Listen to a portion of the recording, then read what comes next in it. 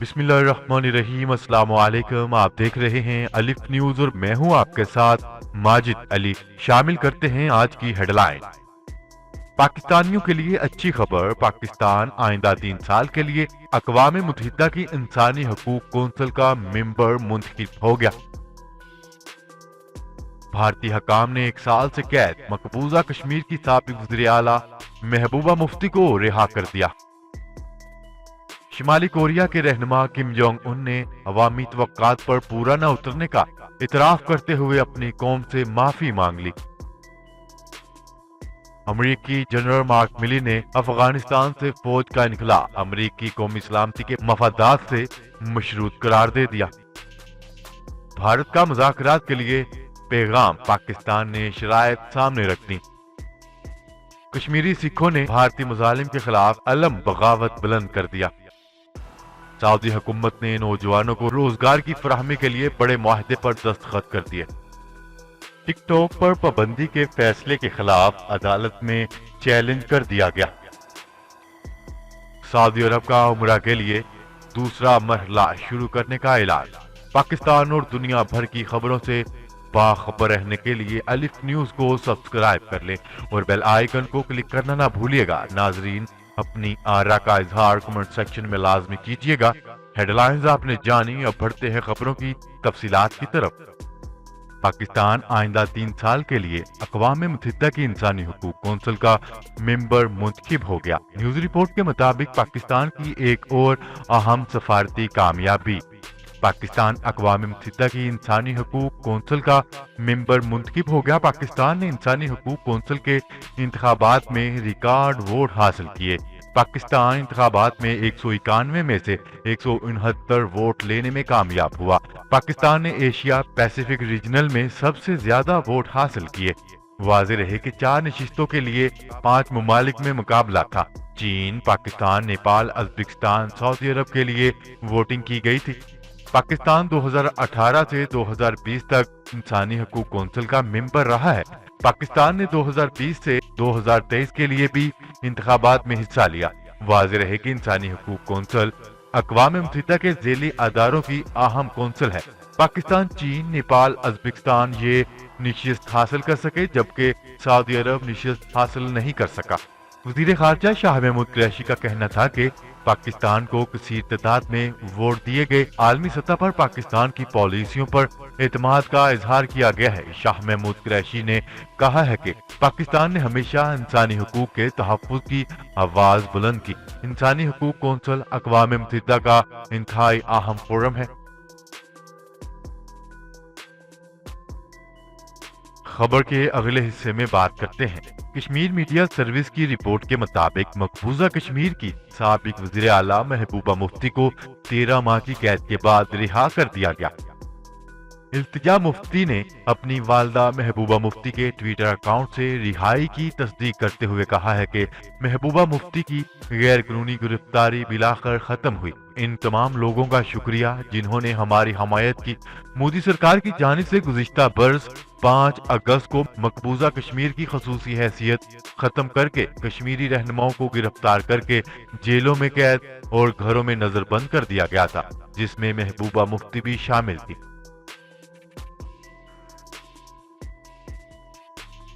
خبر کے اگلے حصے میں بات کرتے ہیں۔ شمالی کوریا کے رہنما کم جونگ ان نے عوامی توقعات پر پورا نہ اترنے کا اعتراف کرتے ہوئے اپنی قوم سے معافی مانگ لی اور خطاب کے دوران قدرتی آفات اور کرونا وائرس کی روک تھام کے ذکر پر آبدیدہ ہو گئے۔ اتوار کو ملٹری پریڈ سے خطاب کے دوران شمالی کوریا کے رہنما کم جونگ ان نے اعتراف کیا ہے کہ وہ عوام کا معیار زندگی بلند کرنے میں ناکام ہو گئے۔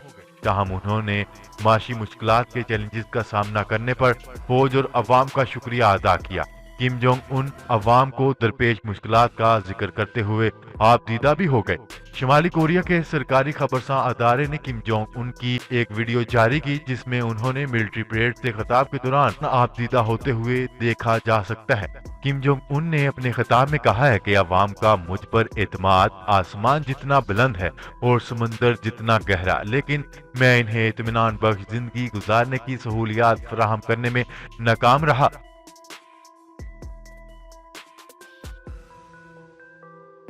खबर के अगले हिस्से में बात करते हैं। अमेरिकी जनरल मार्क मिले ने कहा है कि अफगानिस्तान से फौज का इनखला अमेरिकी कौमी सलामती के मफादात से मशरूत है। तफसीलात के मुताबिक अमेरिकी फौज के chairman joint chief of staff general mark मिली से बरसों से खाना जंगी के शिकार अफगानिस्तान से अमेरिकी फौज के इनखला को मशरूत करार दे दिया। जनरल मार्क मिली ने कहा है कि अमेरिकी फौज का इनखला तशद्दुद में कमी और नवंबर फरवरी में तालिबान से होने वाले मुआहदे से मुनहसर है। उन्होंने कहा है कि अमेरिका बहुत जिम्मेदारी के साथ जंग को खत्म करने की कोशिश कर रहा है, लेकिन जंग खत्म करने की शरात ये है कि अफगानिस्तान अमेरिकी कौमी मफादात के तहफ़्फ़ुज़ की ज़मानत से दे, जो अफगानिस्तान में दांव पर लगा हुआ है।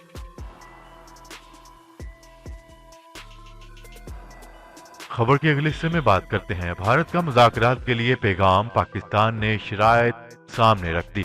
मामले खसूसी बराए कौमी सलामती डॉक्टर मोहित यूसुफ ने कहा है कि भारत ने पाकिस्तान के खिलाफ दहशतगर्दी का झूठा बयानिया बनाया हुआ है, जबकि वज़ीर आज़म इमरान खान ने पिछली हुकूमतों से बढ़कर दुनिया में आवाज बुलंद की। कश्मीरी इस तनाज़े में सबसे अहम तरीन फरीक है। वज़ीर आज़म इमरान खान के विजन में खुशहाली के लिए माशी इस्तेहकाम और राहदारी अहम तरजीहात हैं।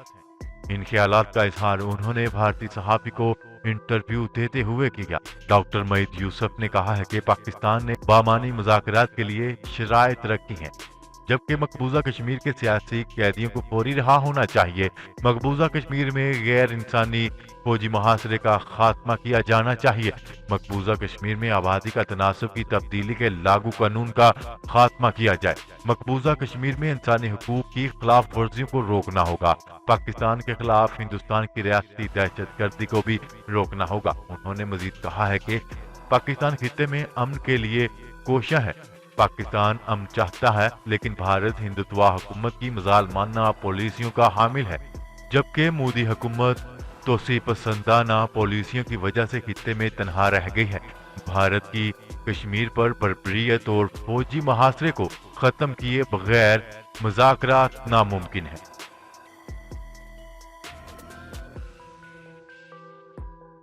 खबर के अगले हिस्से में बात करते हैं।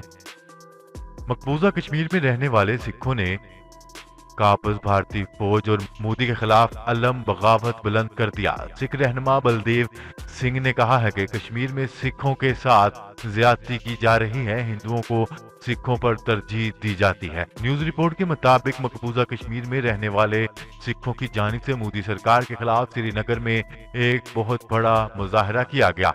मुजाहरे में शरीक सिख कम्युनिटी का कहना है कि हम पर जुल्म किया जा रहा है, परेशानी से जिंदगी गुजार रहे हैं, हम कश्मीर से निकल जाएंगे।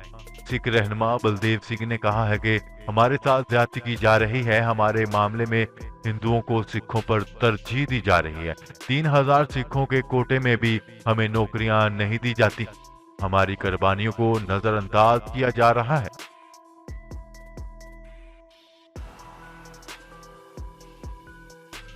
खबर के अगले हिस्से में बात करते हैं। सऊदी हुकूमत ने फैसला किया है कि नौजवानों के लिए रोजगार के मौका पैदा किए जाएंगे।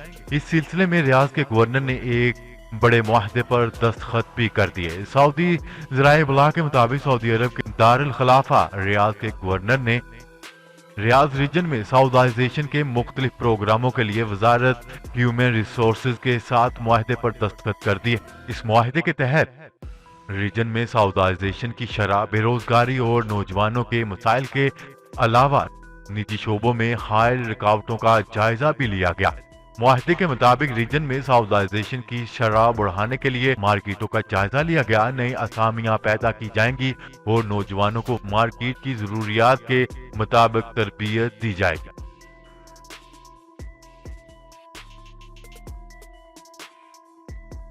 खबर के अगले हिस्से में बात करते हैं। टिकटॉक पर पाबंदी के फैसले को सिंध हाई कोर्ट में चैलेंज कर दिया गया। दरख्वास्त गुजार ने मौका अख्तियार किया है कि 2 करोड़ से ज्यादा लोग टिकटॉक एप्लीकेशन को इस्तेमाल करते हैं, जबकि चंद लोग ऐप का गलत इस्तेमाल कर रहे हैं। इनकी आईडीज को ब्लॉक किया जाए, तब तमाम लोगों के अकाउंट बंद करना ठीक नहीं, जिस पर सिंध हाई कोर्ट ने टिकटॉक पर पाबंदी के खिलाफ दरख्वास्त 15 अक्टूबर को समाअत के लिए मंजूर कर ली।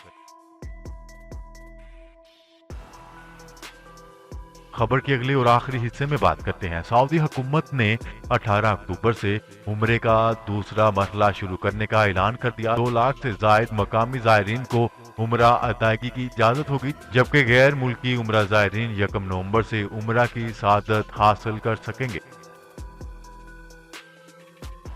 जी तो नाजरीन, आज के लिए इतना ही। मजीद खबरें लेकर बहुत जल्द आपकी खिदमत में हाजिर होंगे। तब तक के लिए अपना ख्याल रखिएगा। अल्लाह निगहबान। पाकिस्तान जिंदाबाद। पाकिस्तान आर्मी पाइंदाबाद।